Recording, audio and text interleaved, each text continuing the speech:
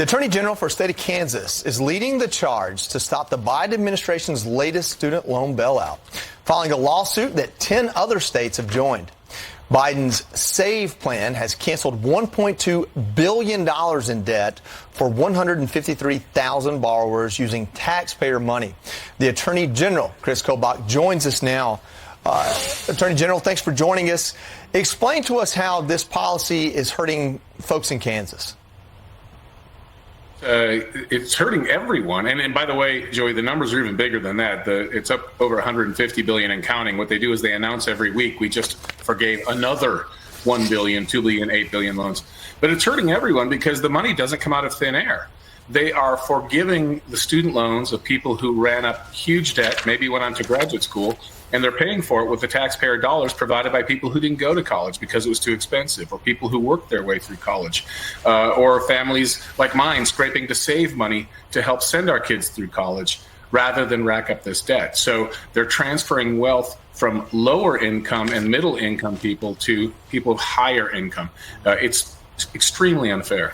Yeah, I don't want to overgeneralize, but what I know of Kansas, there's a lot of agriculture there, a lot of farming there, a lot of people that work really hard to provide food for livestock, and Americans the same. I guess the unfairness here really is highlighted when you have such a high population that gets an education and a skill, but maybe not through college. Why aren't they the ones getting some sort of debt forgiveness? Why is it these, liberal studies majors? Right. And so as our discussion illustrates, these are really profound questions. Do you want to transfer wealth from hardworking Americans who decided to forego college or maybe just got a 2-year technical degree and transfer it to somebody who got a useless graduate degree and is now sitting on a ton of debt? I would say no, we don't. But regardless of this discussion we're having, whichever way we come down, it's not the bureaucrats' job to make the decision. It's Congress's job. Yeah. And that's what the Supreme Court said in 2023. Only Congress can do that.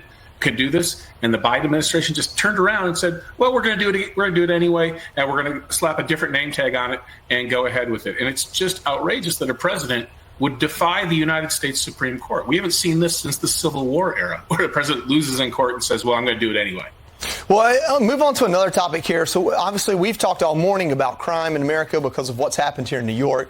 But this crime crisis is not specific to a couple of big cities, and Kansas has made retail theft a felony as organized crime continues to proliferate around the country. Tell us about that, why it was important for Kansas to jump to get ahead of this.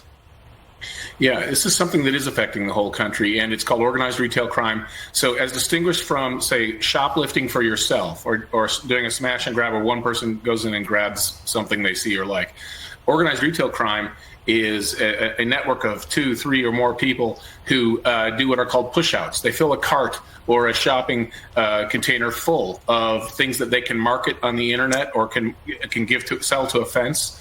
And we're talking about hundreds of billions of dollars across the country being stolen every year. And often they go to large box stores, fill up a cart full of expensive items, unload them into a vehicle in the parking lot. Nobody tries to stop them, and then they market it on the web. And so Kansas has passed a statute recognizing that this isn't just garden variety shoplifting. This is something much more serious. Other states are doing the same thing because we've got to deter this type of crime. Attorney General Kris Kobach, thank you so much for joining us. Thanks for bringing this message, and thanks for the work you're doing. Thank you. Happy Easter. Happy Easter.